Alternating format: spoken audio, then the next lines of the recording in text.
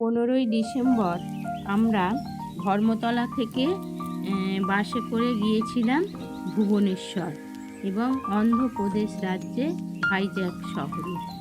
কিন্তু আমাদের ট্রেনটা ক্যান্সেল হয়ে যাওয়ার কারণে আমরা বাসে করে যাই। সেদিন রাত্রি 9টার সময় আমাদের বাস ছাড়ে এবং সেই বাসের জার্নি ছিল 7 ঘন্টা।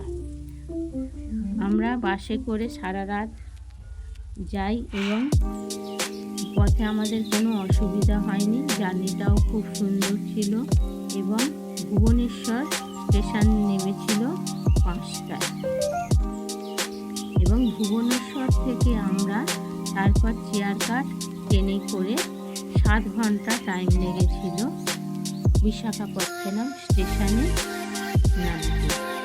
আমরা ট্রেনে করে যাচ্ছি। ট্রেনের সুন্দর প্রাকৃতিক দৃশ্য খুবই মনোরম, দেখলে মনোমুগ্ধ হয়ে যাবে। তোমরা যদি কখনো যাও তো একবার ঘুরে এসো ভাইপো। দুধারে খালি পাহাড় আর পাহাড় এবং বন জঙ্গলে ভরা, চারিদিকে গাছগাছালি। আমাদের ট্রেনটা দুর্গম গতিতে উঠে চলেছে। তার পিছনে ফেলে রেখে জানা থেকে অজানার উদ্দেশ্যে। এবং ওয়েদারও খুব ঠান্ডা নয়, এখানের ওয়েদারও খুব সুন্দর, নাতিশীতোষ্ণ। আমাদের গায়ে কোনো সোয়েটার দিতে লাগেনি এবং সাধারণ ড্রেস করেই আমরা সরকারি জায়গায় ঘুরেছি। কিন্তু ওখানে সমুদ্রে আমাদের স্নান করতে হয় বা স্নান করা বারণ আছে, তাই আমরা সমুদ্রের তটে এমনিই ঘুরেছি। আমাদের ট্রেন যাচ্ছে 7 ঘন্টা টাইম।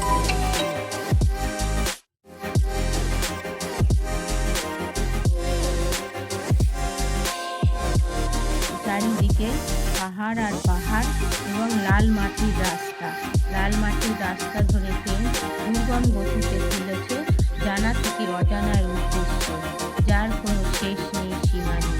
এবং এই ট্রেন টানেলের মধ্যে দিয়ে, পাহাড়ের ভিতরে টানেলের মধ্যে দিয়ে গেছে। এটা একটা নদীর ওপর দিয়ে ট্রেনটা কি সুন্দর লাগছে, চারিদিকে জঙ্গল।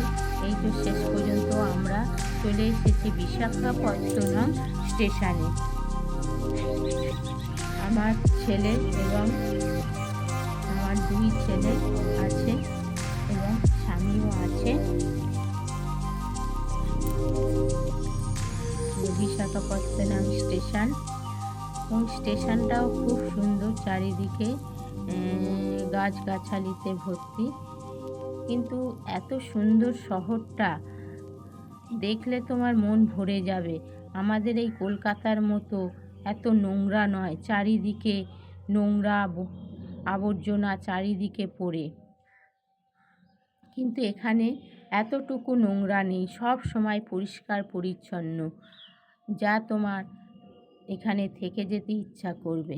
এত সুন্দর এই শহরটা। এই যে আমাদের গন্তব্যস্থল, আমরা স্টেশন থেকে বেরিয়ে গাড়ি নেব, সেই উদ্দেশ্যে আমরা হাঁটা দিচ্ছি। গাড়ি থেকে করে আমরা হোটেলে যাব। এই যে বিশাখাপত্তনম স্টেশন।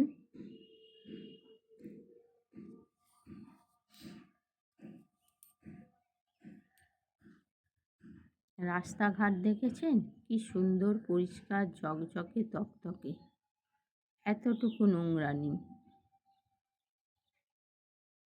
এটাই একটা প্লাস পয়েন্ট এবং এই দেশের একটাই বৈশিষ্ট্য। এই যে চলে এসেছি আমাদের হোটেল জয়পুরিয়া, যে হোটেলের গেট, এই গেট দিয়ে আমরা ঢুকলাম এবং ঢুকে প্রথমে রিসেপশনিস্ট কাছে গেলাম। এই যে রিসেপশনিস্টের সামনে কত রকমের ঠাকুর, মানে সব রকমের, যত রকমের ঠাকুর, 33 কোটি দেবতা সব এইখানেই বর্তমান আছে। এই যে বাইরেটা, হোটেলের বাইরেটা। তারপর ওখান থেকে আমরা বিকেলবেলা চলে এসেছি, সেই সন্ধ্যের সময় চলে এসেছি আরকে বিচ আরকে ব্রিজের সামনে। এই যে সমুদ্রের জল উথাল পাথাল করছে, আর কি বড় বড় ঢেউ ঢেউ কিন্তু কেউ এই সন্ধ্যের সময় কেউ কাউকে স্নান করতে দেয় না। বললাম না, এই যে ঢেউগুলো আসছে একটার পর একটা ঢেউ বালির তটের মধ্যে এসে আবার বিলীন হয়ে যাচ্ছে।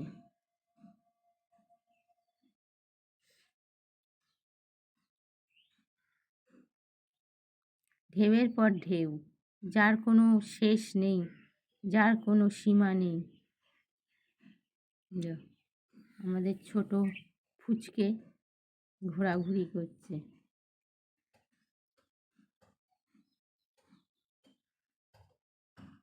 চারিদিকে আলো।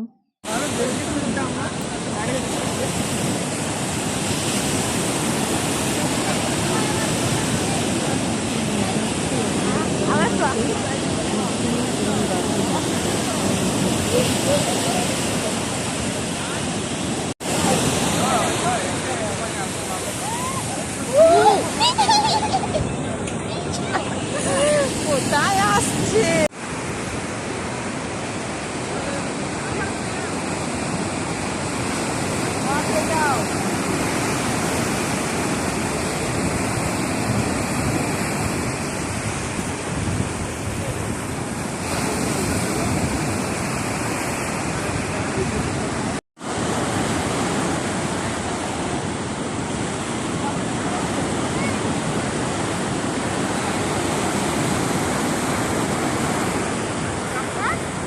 করছি তো।